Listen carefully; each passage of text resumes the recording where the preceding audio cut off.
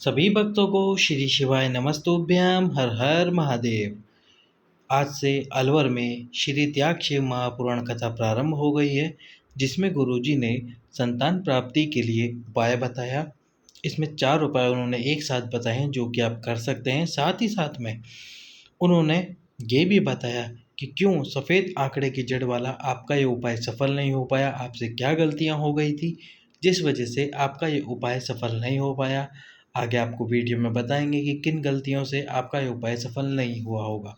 तो आज उन्होंने फिर से बताया कि शिव महापुराण का ये जो उपाय है सफ़ेद आंकड़े की जड़ वाला, इस उपाय ने 58 साल की महिला यानी कि 58 साल की जो महिला है उनको भी संतान का सुख दिया है। लोग तो 58 साल की उम्र में कल्पना नहीं कर सकते, पर 58 साल की उम्र में महिला ने उपाय किया और उनको संतान की प्राप्ति हुई है। 58 साल की उम्र में तो लोग वृद्धावस्था में पहुंच जाते हैं, पर फिर भी शिव महापुराण के इस उपाय को किया और साथ ही साथ में संतान का सुख भी प्राप्त किया। तो आज जो गुरुजी ने उपाय बताया वो सफ़ेद आंकड़े की जड़ वाला। सफ़ेद आंकड़े की जड़ को पति और पत्नी दोनों साथ में लेने जाएं और साथ में दोनों लेकर आकर पीरियड के 7वें दिन पहले जड़ को लाकर अच्छे से धो लें। धोने के लिए बस वो साफ़ पानी से धो सकते हैं, कोई विशेष जल अर्पित ना करें, केवल जो आपके घर पे पानी है उससे धो लीजिए। 7वें दिन पति और पत्नी दोनों शिव मंदिर में जाएं और शिव मंदिर में जाकर तुमरुका जी और या फिर ये नाम याद ना आए तो तुमरुकेश्वर महादेव का नाम स्मरण करके उस जड़ को शिवलिंग पे से 21 बार घुमाकर 21 बार नाम लेकर 21 बार घुमाकर स्त्री नारी अपनी कमर में लाल कपड़े में लाल धागे में बांध लीजिए। लाल कपड़े और लाल धागे में बांधते समय आपकी जो नज़र, महिला की जो आँख होनी चाहिए, नज़र होनी चाहिए, वो शिवलिंग की तरफ होनी चाहिए, यानी वो शिवलिंग को देखती रहे। जड़ बांधते समय वो शिवलिंग को देखती रहे और शिव मंदिर में खड़े होकर शिवलिंग को देखते हुए उस जड़ को अपनी कमर में बांध ले। साथ में एक पीपल का पत्ता, यही तुमरुकेश्वर महादेव का नाम लेते हुए, तुमरुका जी का नाम लेते हुए शिवलिंग पर समर्पित करें और साथ में जब ये पत्ता समर्पित कर दे उसके बाद इस पत्ते को उठाएं, पीपल के पत्ते को गाय के दूध में इसको उबालें और पति और पत्नी रात में दोनों दूध पीकर सोएं। यदि पति या पत्नी में से किसी को दूध पसंद नहीं तो थोड़ा सा दूध लें, पर दूध अवश्य ही लें। तुमरुका जी का नाम लेकर वो दूध पीकर सोएं। एक पीपल का पत्ता प्रतिदिन चढ़ाएं, रविवार के दिन ना चढ़ाएं। शनिवार के दिन पीपल के 2 पत्ते तोड़ लें, 1 पत्ता रविवार को इस्तेमाल करें। इस प्रकार से 1 महीने तक ये पीपल के पत्ते वाला उपाय भी करें। साथ ही साथ में जो दूसरा उपाय है वो है पशुपतिनाथ के व्रत। पशुपतिनाथ का व्रत प्रारंभ करें, पहले व्रत प्रारंभ करें पशुपतिनाथ का स्मरण करके व्रत प्रारंभ करें।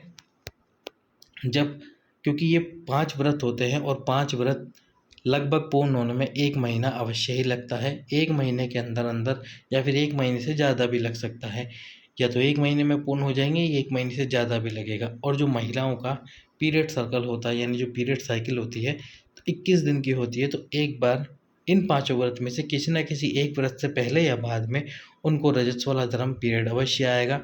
तो जब वो रजस्वला वाला धर्म आए तो उस पीरियड के 7वें दिन वह सफ़ेद आंकड़े की जड़ को लेकर आए और साथ ही साथ में 7वें दिन जड़ को लेकर आके अपने पति के साथ जाएं लेने के लिए।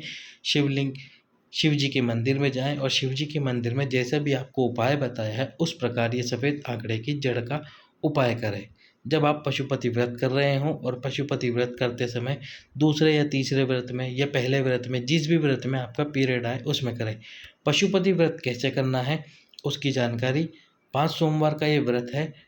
किसी भी सोमवार से आप ये व्रत उठा सकते हैं। बस इस बात का ध्यान रखना, जिस मंदिर में आपने व्रत शुरू करा है 5 व्रत उसी मंदिर में होंगे। यदि आप आपके ससुराल में व्रत कर रहे हैं तो आपके ससुराल में 5 व्रत होंगे, अपने मायके में कर रहे हैं तो 5 व्रत आपके मायके में ही होंगे। पहले व्रत में सुबह उठकर स्नान आदि करके जो भी आप पूजन सामग्री लेकर जाना चाहते हैं वो लेकर जाएं। जिस थाली में पूजन सामग्री लेके गए हैं उस थाली को घर लाकर वापस रख दें। घर लाकर वापस रखने के बाद शाम के समय वही थाली आपको काम में लेनी, उस थाली को धोना नहीं है जो सुबह लेकर गए थे। शाम के समय मीठे का भोजन बनाएं। मीठे का भोजन बनाने के बाद में 6 दीप आटे के या मिट्टी के, जो भी आप लें, पाँचों व्रत में वही काम में आपको लेने हैं। 6 दीपों में घी डालें और गोल बत्ती लगाएं। गोल बत्ती लगाने के बाद ये मीठा जितना आपने बनाया है वो सारा मीठा शिव मंदिर में लेके जाना है। तो इतना ही बनाएं जितना शिव मंदिर में लेके जा सके। ज़्यादा बनाओगे उसका आधा भाग ले जाओगे, आधा भाग कढ़ाई में छोड़ दोगे तो वहीं दो हिस्से हो जाएंगे, फिर शिव जी उसको स्वीकार नहीं करेंगे। तो ये 6 दीपक और साथ में ये मीठे का प्रसाद आप लेकर जाएं।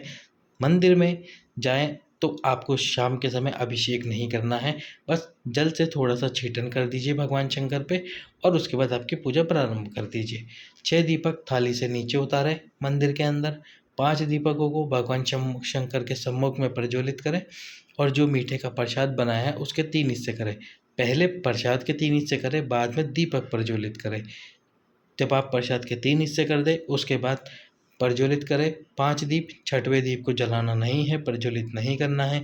5 दीप जलाते समय आपकी मनोकामना, जो भी जिस कामना से आप ये उपाय कर रहे हैं वो मनोकामना को बोले। उसके बाद में जब पांचों दीप प्रज्वलित कर दें, 6ठे दीप को वापस आपकी थाली में रख लें और जो 3 हिस्से किए प्रसाद के उसमें से एक हिस्सा वापस आपके पास थाली में रख लें। अब पूजा करने के बाद, भगवान को प्रणाम करने के बाद, पशुपतिनाथ को स्मरण करने के बाद घर आएँ। घर आने में, घर में प्रवेश करने से पहले जो आपका मुख्य द्वार है उस मुख्य द्वार में जब आप प्रवेश करते हैं, जो आपका सीधा हाथ पड़ता है उस सीधे हाथ पर उस 6ठे दीप को प्रज्वलित करना है। प्रज्वलित करते समय आपकी मनोकामना फिर से बोल दीजिए और घर में प्रवेश कर जाइए। जिस दिन व्रत हो उस दिन एक टाइम फलाहार करें और एक टाइम भोजन करें। भोजन कौन सा? जो आपके घर पर बनता है भोजन, शाम के समय वो भोजन करें। भोजन में नमक आप खा सकते हैं, क्योंकि भोजन में नमक डालेंगे तो वो भोजन आप खा सकते हैं। पशुपति व्रत का प्रसाद किसी को नहीं देना है। जिसका व्रत है केवल वही प्रसाद खाएगा, किसी को भी इस प्रसाद को नहीं देना है। फिर घर में बच्चा हो, बड़ा हो, बूढ़ा हो, कोई भी प्रसाद मांगे आपको ये प्रसाद नहीं देना है। आपका व्रत है, पूरा प्रसाद आपको ही खाना है। जब खाना खाने बैठे उसके थोड़ी देर पहले ही साथ में प्रसाद लेके बैठे। खाना खाने से पहले प्रसाद का सेवन करें, उसके बाद में प्रसाद खाएं। इस प्रकार से 5 व्रत कंप्लीट करें। आपके 5 व्रत कंप्लीट करें और साथ ही साथ में पाँचवें व्रत में पाँचवें व्रत में आप 108 वस्तु कोई सी भी समर्पित करें। बेलपत्र हो, चने की दाल हो, जो भी हो आपके पास में 108 वस्तु समर्पित करें। चावल हो, मूंग हो, 108 होनी चाहिए, या फिर 108 पुष्प भी क्यों ना हो, सारे पुष्प एक जैसे हो, ये वस्तुएं समर्पित करें। उसके बाद में एक नारियल जो श्रीफल आता है, उस श्रीफल पे मूली का धागा 7 बार लपेट कर, जो पानी वाला नारियल आता है उस पर 7 बार मूली का धागा लपेट कर, मूली का धागा जब लपेटे आपकी मनोकामना अवश्य ही बोले।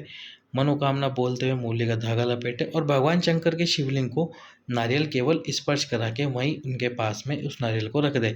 शिवलिंग की पीठी पर या जो माता का हस्त कमल है उस पर नारियल नहीं रखना है।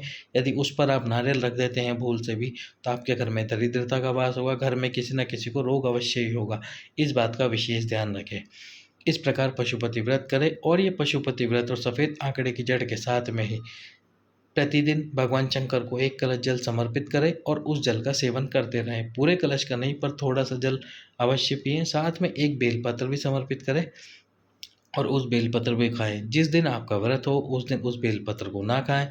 पशुपति व्रत वाले दिन, बाकी दिन आप इस बेलपत्र का सेवन अवश्य करें। कि चारों उपाय आप एक साथ करें, निश्चित रूप से आपको संतान की प्राप्ति अवश्य होगी।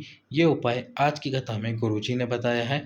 साथ ही साथ में अब वो बात कि जिन्होंने सफ़ेद आंकड़े की जड़ वाला उपाय तो किया लेकिन उनको उस उपाय में सफलता प्राप्त नहीं हुई, तो गुरुजी ने साफ कहा है कि सफ़ेद आंकड़े की जड़ में जिस महिला ने सफ़ेद आंकड़े की जड़ बांधी, उन्होंने उस जड़ को किसी और व्यक्ति से मंगा लिया होगा, स्वयं नहीं लेने गई होगी। यदि स्वयं भी लेने गई होगी तो अकेली ही लेने गई होगी।